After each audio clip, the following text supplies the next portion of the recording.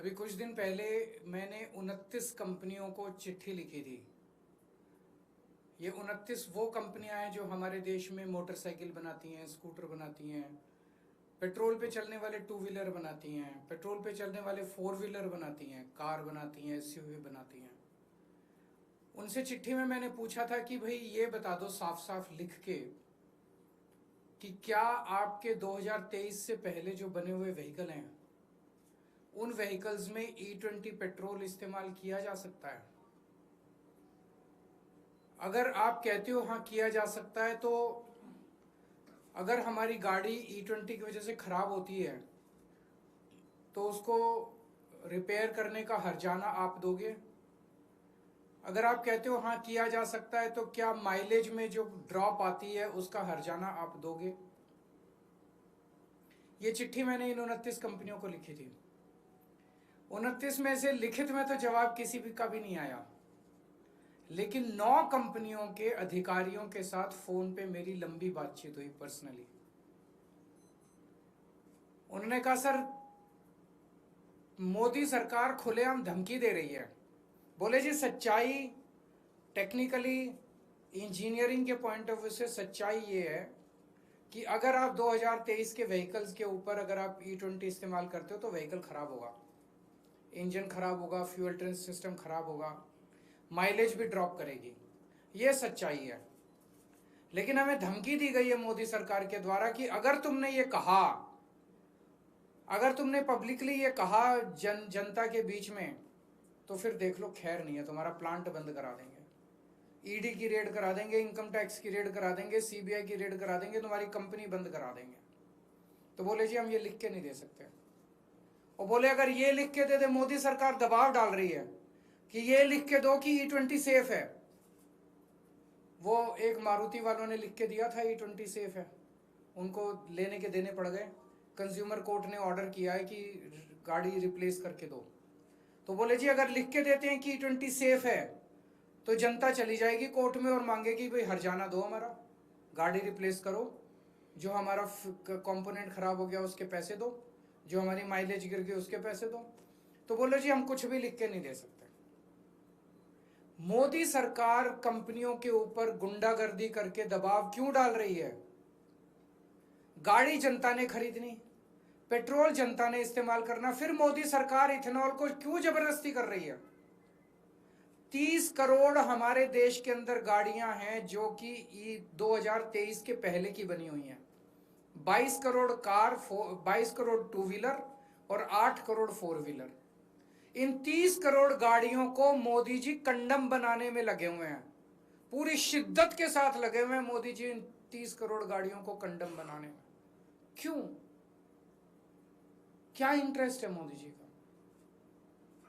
Ethanol petrol से महंगा है, इथेनॉल की कैलोरीफिक वैल्यू कम है तो माइलेज कम देता है पेट्रोल से। इथेनॉल से कोई फॉरेन एक्सचेंज नहीं बचती, अब तो इतने बड़े बड़े आर्टिकल आ चुके। इथेनॉल से कोई किसानों का फायदा नहीं होता, इतने बड़े बड़े आर्टिकल आ चुके। इथेनॉल जहां बनता है वहां पे कई कई किलोमीटर तक अंडरग्राउंड पानी खराब हो जाता है, प्रदूषण फैलाता है। फिर इथेनॉल में मोदी जी का इतना इंटरेस्ट क्यों है, ये एक सोचने वाली बात है।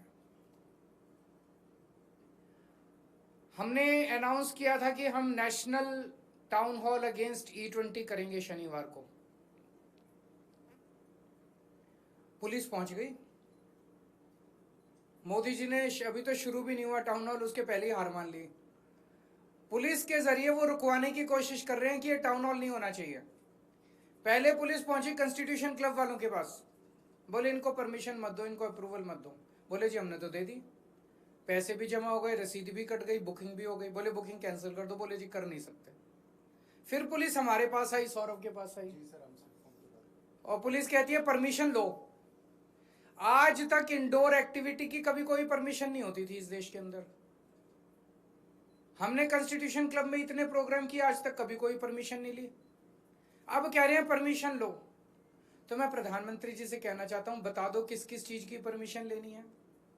खाने की भी परमिशन लेनी है, पीने की भी परमिशन लेनी है, नहाने की भी परमिशन लेनी है, सोने की भी परमिशन, किस किस चीज की परमिशन लेनी है। आज तक कभी इंडोर एक्टिविटी की परमिशन, फिर अब किस चीज की परमिशन।